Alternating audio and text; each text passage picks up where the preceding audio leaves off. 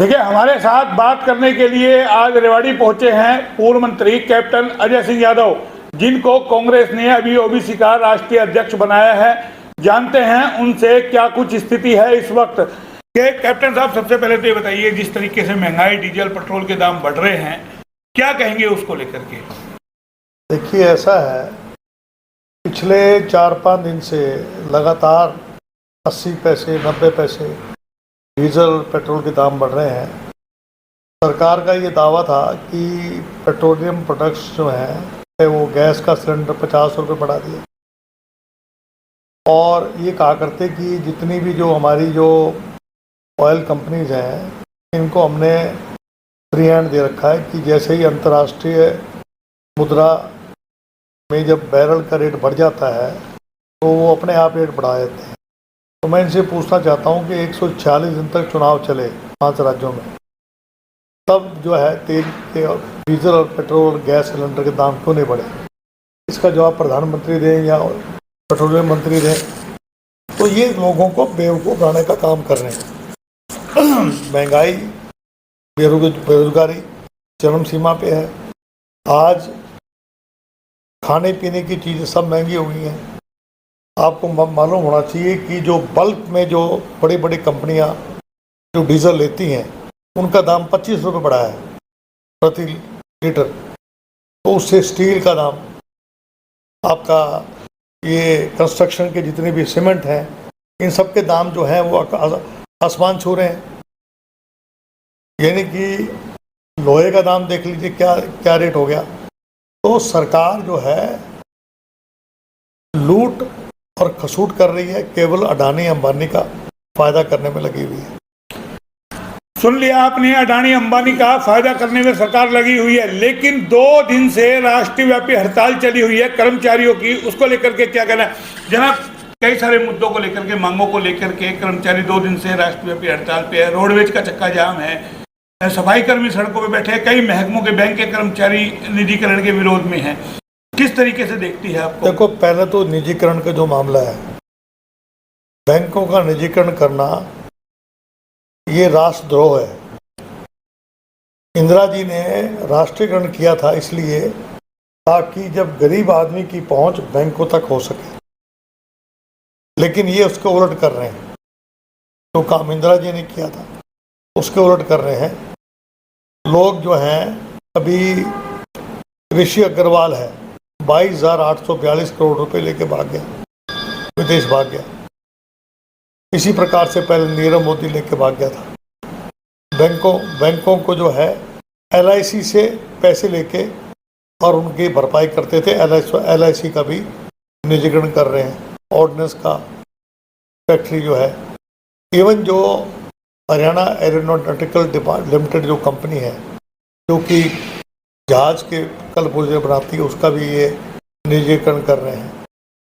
आपका तमाम एयरपोर्ट तो इन्होंने कर ही दिए हैं, बंदरगाह भी कर रहे हैं।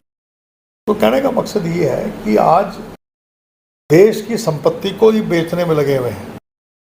जहाँ तक रोडवेज और बिजली कर्मचारी हड़ताल पर चल रहे हैं, तो सरकार का फर्ज बनता है उनकी समस्याएं सुने समय समय। जब मैं बिजली मंत्री था, समय समय पे हम इनकी बात सुनते थे। 10 मांगे रखी, 2 मांगे उनकी मान ली। अब सरकार जब सुनेगी नहीं तो क्या करेंगे? अभी ये बेचारे जो पीछे जो दिहाड़ीदार इन्होंने लगाए थे, जब रोडवेज की जब हड़ताल हुई थी, उनको फिर 2 दिन बाद बाहर निकाल देते हैं। इनसे पहले काम लेते हैं जो दिहाड़ीदार, जो कंडक्टर और जो ड्राइवर हैं। कहने का मकसद ये, अडॉक बेसिस पे बात नहीं बनती है। इनको तमाम यूनियन से बात करनी चाहिए और उसके बाद कोई रास्ता निकालना चाहिए, ताकि जो है ये लोग जो हड़ताल हो रही है जिससे आम पब्लिक को दिक्कत हो रही है, उस प्रकार की समस्या ना हो। समस्याएं नहीं हो, हड़ताल को लेकर के हमने बात की। लेकिन एक और मुद्दा है, जब कैप्टन साहब का राज था, यानी कि कांग्रेस का जब राज था और ये मंत्री थे, तो उस वक्त कितना पानी आता था? क्योंकि अभी विधानसभा में भी इसकी आवाज उठी है, रेवाड़ी विधायक ने वो आवाज उठाई है। जनाब, क्या कहेंगे? आपके टाइम में 24 दिन पानी मिलता था, लेकिन आज तो लोगों के लिए पानी के लिए तरसना पड़ता है। हमारे समय में हर 15 दिन के बाद नहर आती थी। चिरंजीव ने ये मामला उठाया, सरकार ने ये फिर बात मानी, कि हम हर 16 दिन के बाद पानी देंगे। अब देखते हैं कि 16 दिन के बाद पानी आता है नहीं आता है। राशनिंग पानी की हो रही है। कल 41 डिग्री टेम्परेचर हो गया था यहाँ का। तो कहने का तात्पर्य ये है कि अब प्रॉपर्टी आईडी है, परिवार की आईडी है। गांव के अंदर सेक्रेटरी एक घर में बैठ के दूसरे भाई का हक भी मार रहा है। नहीं, नगर परिषद में भी उसको लेकर लाइन लगी हुई है, प्रॉपर्टी टैक्स भरने को लेकर के लगातार प्रॉपर्टी आईडी सबकी गलत कर दी गई, प्राइवेट कंपनियों को ठेका दिया गया है। प्राइवेट जो आईडी है उसमें कई शिकायतें आ रही हैं लोगों को। उनका पोर्टल काम नहीं करता है, वहाँ पर चक्कर कटाए जाते हैं। तो ये बात मैंने डिस्ट्रिक्ट जो म्युनिसिपल कमिश्नर उनसे उनके संज्ञान में लाया था। कल मैंने बातचीत की थी तो उन्होंने कहा कि मैं इसको देखता हूँ कि पोर्टल काम क्यों नहीं करता इनका।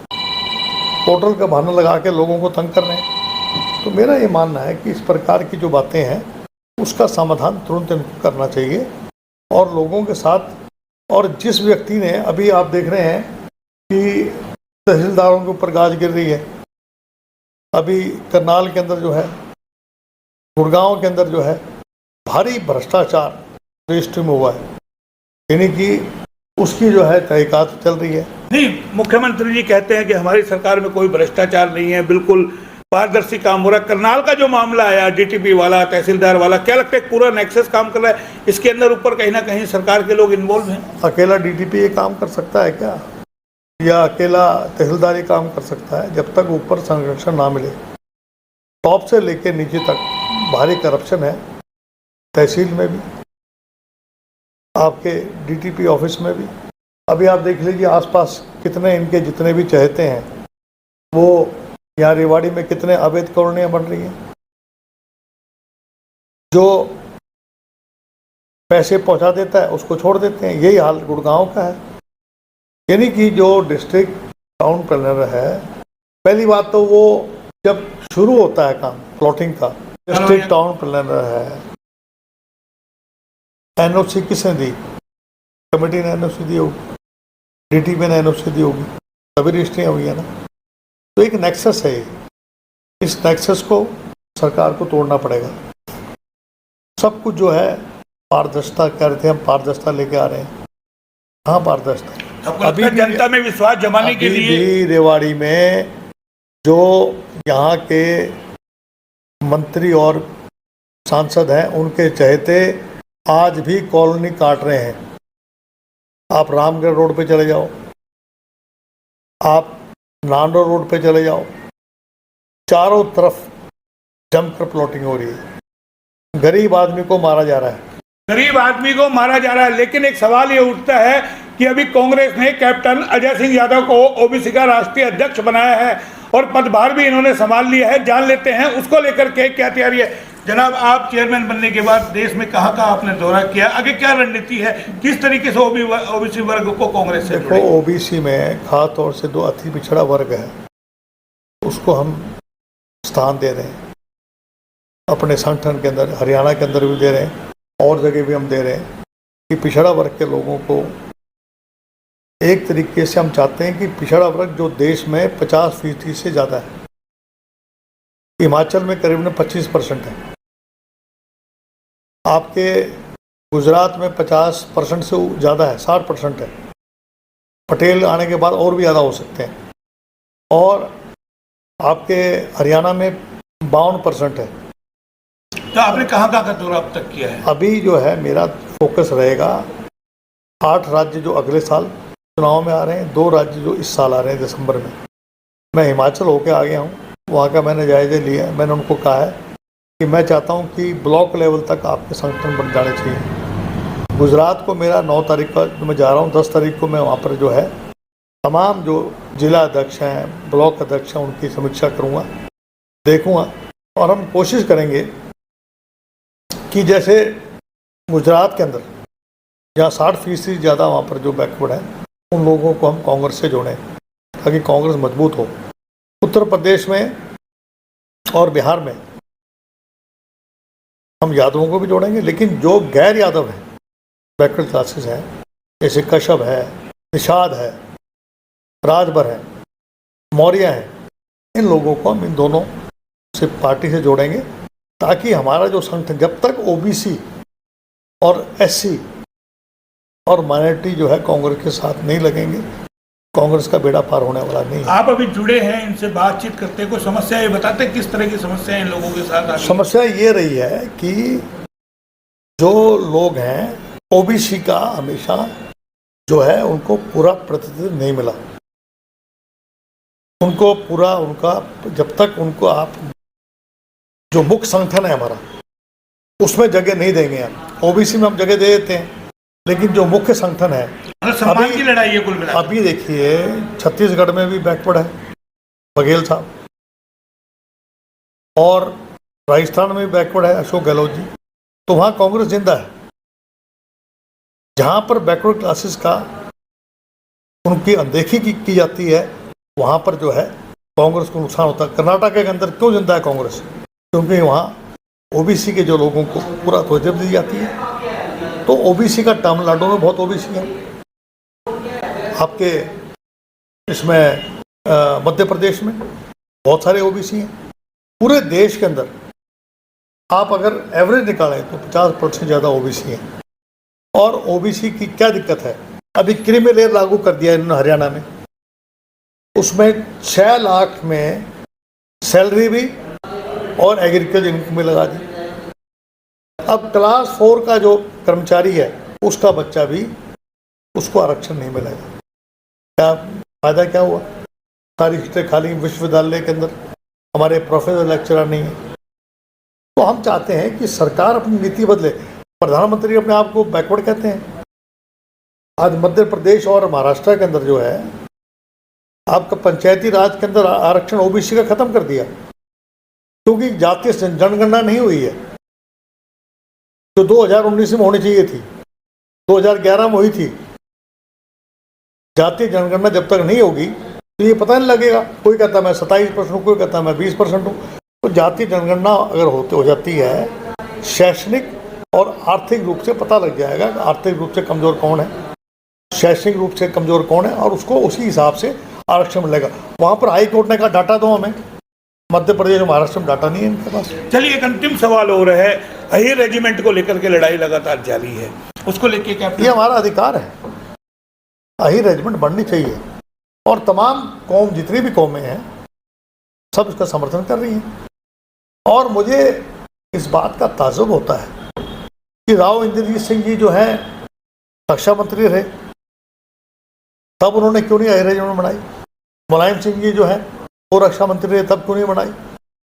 तो मेरा कहने का मकसद ये है। तो आपका लगता है अहीर समाज के जो ताकतवर नेता है उन्होंने कभी इस चीज को लेकर के पेन नहीं ली? नहीं, अहीर रेजिमेंट की बारे अगर वो इस पेन लेते, राव इंद्रजीत जो है रक्षा मंत्री थे, तब उस वक्त अब जाकर लोगों के बीच में जाकर जो है वाह लूटना चाहते हैं।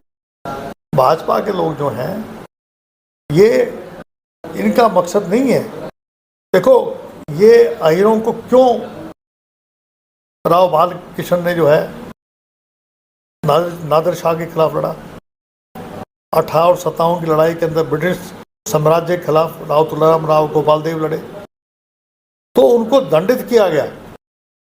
और उनकी जितनी भी रेजिमेंट थी, सुभाष चंद्र बोस जब लड़े थे उनकी सेना के अंदर, आईएनए के अंदर सबसे ज़्यादा अहीर रेजिमेंट, अहीर बिरादरी के लोग थे। हर गांव में आप देखेंगे आईएनए के आदमी मिलेंगे। तो एक तरीके से उनको पनिश किया गया, अहीर रेजिमेंट को तोड़ दिया गया। जो जहाँ पर अहीरों रेजिमेंट थे उनको तोड़ दिया गया, और अहीरों को जो रेजिमेंट बननी चाहिए हमारा अधिकार है। तो ये थे हमारे साथ कैप्टन अजय सिंह यादव, जिन्होंने तमाम सवालों के बेबाक जवाब दिए और रेवाड़ी पहुंचे हैं, क्योंकि इस वक्त इनको राष्ट्रीय जिम्मेदारी कांग्रेस पार्टी की ओर से दी गई है, राष्ट्रीय अध्यक्ष इनको बनाया गया है। तो जाहिर है देश के तमाम हिस्सों के अंदर ये जा रहे हैं और ओबीसी वर्ग को मजबूत करने के लिए लड़ाई लड़ रहे हैं। कैमरा पर्सन पंकज के साथ मोहन लाल, अच्छा न्यूज़ रेवाड़ी।